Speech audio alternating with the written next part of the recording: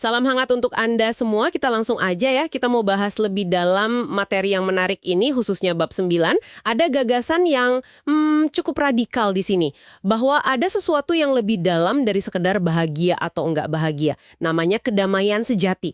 Nah, tujuan kita hari ini mau coba bongkar nih, gimana caranya kita bisa meraih kedamaian batin yang stabil, yang nggak goyah gitu, bahkan pas lagi sulit.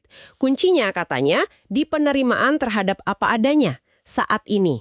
Betul sekali. Dan ini penting banget, karena seringnya kita kan ngejar kebahagiaan ya. Tapi ternyata rapuh gitu. Sumber ini nunjukin perbedaan mendasar. Kebahagiaan yang umum kita kenal, ya biasanya tergantung kondisi luar. Pekerjaan lagi bagus, hubungan lancar, sehat terus, nah kita ngerasa bahagia. Tapi kalau itu berubah, Ikut goyah juga bahagianya, sementara ya jadinya. banget, sangat sementara. Nah, kedamaian batin yang dibahas di bab ini, sumbernya beda. Beda sumbernya ya. Dari mana tuh? Dari dalam. Inner peace itu munculnya dari dalam diri kita. Nggak nuntut kondisi luar harus baik terus. Sumbernya itu ya penerimaan kita terhadap momen saat ini. Apapun isinya, mau enak, mau nggak enak. Fondasinya jauh lebih kokoh. Dan yang menarik, malah seringkali justru usaha kita ngejar kondisi baik di luar, itu yang jadi penghalang kedamaian sejati ini. Oh gitu ya, jadi definisi kita soal apa yang baik malah bisa jadi masalah. Ini nyambung ke cara pikiran kita ngasih label baik dan buruk ke semua hal gitu. Persis. Kondisi hidup itu sendiri dasarnya netral aja. Pikiran kita nih yang ngasih warna, ngasih label, jadi ada dualitas baik buruk. Bab 9 ini bahkan ngenalin konsep namanya kebaikan yang lebih tinggi atau higher good. Uniknya, ini sering muncul justru lewat apa yang pikiran kita anggap buruk. Tunggu, maksudnya pengalaman kayak gagal, sakit, atau kehilangan yang jelas gak enak rasanya, itu bisa jadi bagian dari higher good tadi. Gimana cara ngelihatnya gitu, kok bisa? Ya, sumber ini ngasih gambaran kalau pengalaman sulit itu seringnya menempa kita. Ngasih kedalaman, kerendahan hati, welas asih. Kualitas-kualitas yang, ya jujur aja, susah tumbuh kalau hidup mulus terus kan. Coba bayangin, misal sakit, terus jadi harus berhenti total dari kesibukan. Di situ malah nemu minat baru, atau hubungan sama keluarga jadi lebih baik, jadi penyakitnya buruk, malah jadi jalan ke kebaikan lain yang nggak diduga. Kuncinya yaitu tadi, menerima apa adanya tanpa perlawanan batin. Ah, iya. Ini semacam memaafkan saat ini ya, memaafkan kenyataan yang ada. Tepat.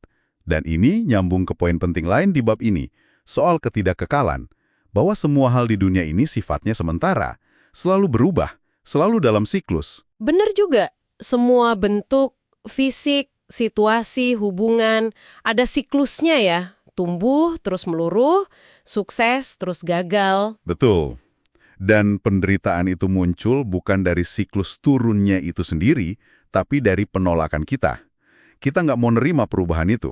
Kita maunya nempel terus sama yang baik, sama yang kita anggap punya kita. Pas itu berubah atau hilang, ya sakit rasanya. Karena lekatnya itu. Tapi bukannya tadi dibilang justru siklus turun atau masa sulit ini penting buat pertumbuhan spiritual? Sangat penting.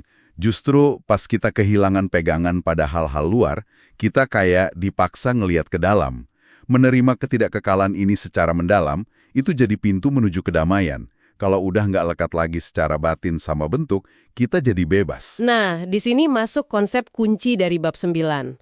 Non-resistance, nggak melawan, dan surrender, penyerahan diri. Tapi ini kedengarannya agak pasif nggak sih? Kayak ya udah nyerah aja sama kondisi buruk. Nah, ini sering disalahpahami memang.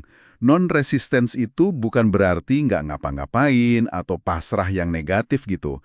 Maksudnya lebih ke melepaskan perlawanan batin.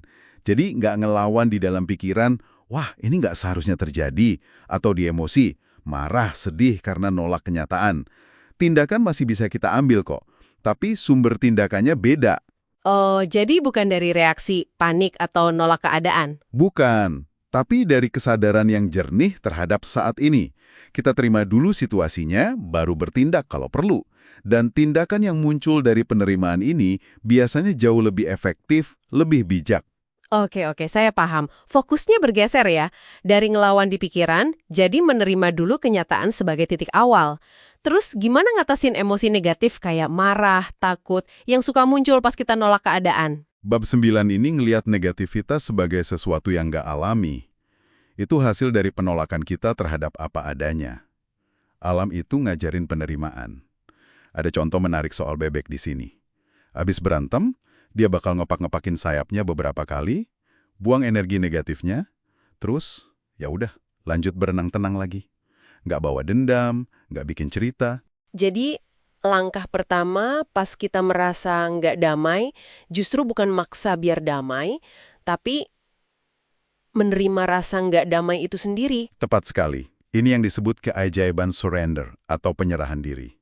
Kita izinkan rasa nggak nyaman itu hadir, sepenuhnya dalam kesadaran kita, tanpa dilawan, tanpa dihakimi, tanpa dibikin cerita macam-macam di kepala. Ajaibnya, energi perlawanan itu nanti larut sendiri.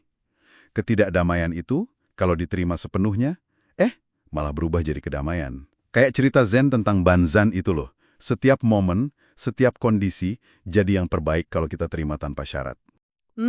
Menarik banget. Pemahaman ini lalu mengarah ke welas asih atau compassion yang sejati ya. Benar. Welas asih yang dibahas di sini itu lebih dalam dari sekedar simpati atau empati biasa. Lahirnya dari kesadaran mendalam soal keterhubungan kita semua sebagai makhluk. Ada dua sisi katanya.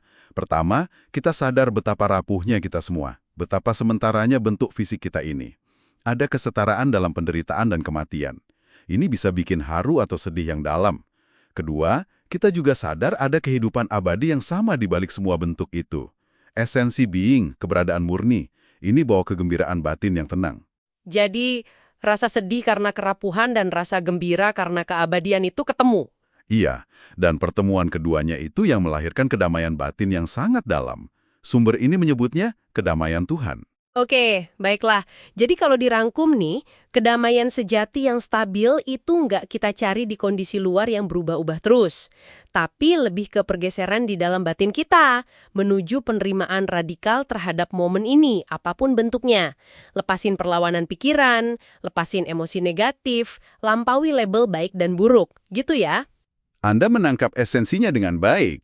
Ini soal pembebasan dari ketergantungan pada bentuk, menuju kesadaran akan being itu sendiri. Nah, sebagai penutup diskusi kita kali ini, mungkin ada satu hal kecil yang bisa Anda coba renungkan atau praktekkan hari ini. Coba amati satu situasi kecil aja yang biasanya bikin Anda sedikit nggak nyaman atau ada perlawanan batin. Mungkin pas kejebak macet sebentar atau nunggu sesuatu kok lama. Nah, alih-alih langsung bereaksi kesal atau nggak sabar di dalam pikiran, coba deh sadari dulu sensasi fisik dan mental dari perlawanan itu. Terus, coba aja untuk mengizinkan momen itu ada apa adanya. Nggak usah dilabelin, nggak usah dikasih energi perlawanan lagi. Coba rasakan apa yang terjadi kalau perlawanan itu sedikit mereda. Ada nggak ruang kedamaian yang mungkin muncul di baliknya? Latihan sederhana kayak gitu bisa banget membuka pemahaman yang lebih dalam, Evelyn. Terima kasih sudah menyimak pembahasan kita kali ini.